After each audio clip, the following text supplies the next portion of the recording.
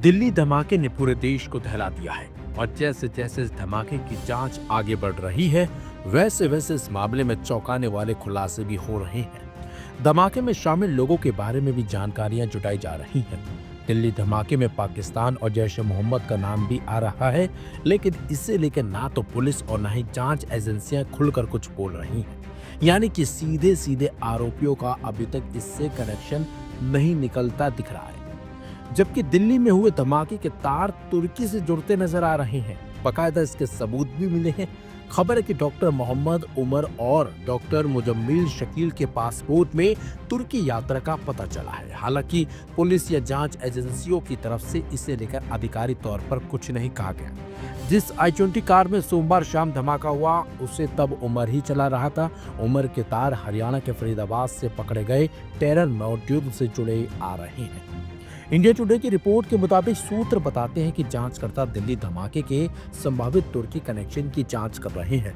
उन्होंने बताया कि उमर और मुजम्मिल कुछ टेलीग्राम ग्रुप से जुड़ने के कुछ समय बाद ही तुर्की गए थे। उन्होंने ये भी बताया कि एक हैंडलर ने पूरे भारत में डॉक्टर मॉड्यूल फैलाने के निर्देश दिए थे। खास बात यह है कि उस दौरान टारगेट लोकेशन भी सौंपी गई थी, जिसमें फरीदाबाद और सहारनपुर शामिल थे। टेलीग्राम से खुलेगा राज। रिपोर्ट के मुताबिक जांचकर्ताओं को 2 टेलीग्राम समूह का पता चला है, जिनके जरिए डॉक्टर मॉड्यूल तैयार किया गया था। रिपोर्ट के मुताबिक इनमें से एक को जैश-ए-मोहम्मद का ऑपरेटिव उमर बिन खत्तब पाकिस्तान से चलाता है। अधिकारी जानकारी जुटा रहे हैं कि वो हैंडलर से कहां पर मिले होंगे। फिलहाल इसे लेकर आधिकारिक तौर पर पुलिस की ओर से जानकारी नहीं दी गई है। लाल किले की रेकी कर रहा था डॉक्टर मुजम्मिल। पीटीआई भाषा के मुताबिक सफेदपोश आतंकी मौजूद के संबंध में गिरफ्तार किए गए प्रमुख संदिग्धों में से एक डॉक्टर मुजम्मिल गनई ने इस साल जनवरी में लाल किला क्षेत्र की कई बार रेकी की थी। उसके मोबाइल डेटा का विश्लेषण कर रही पुलिस ने यह जानकारी जुटाई है। पुलिस ने बताया कि उन्हें संदेह है कि यह रेकी 26 जनवरी को ऐतिहासिक स्मारक को निशाना बनाने की एक बड़ी साजिश का हिस्सा थी, जो उस समय क्षेत्र में गहन कष्ट के कारण विफल हो गई।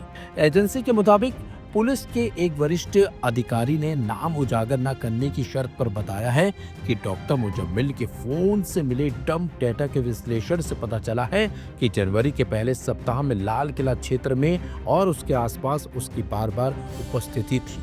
उन्होंने बताया कि डॉक्टर मुजम्मिल ने अपने साथी डॉक्टर उमर नवी के साथ सुरक्षा व्यवस्था और भीड़ का पता लगाने के लिए कई बार लाल किले का दौरा किया था।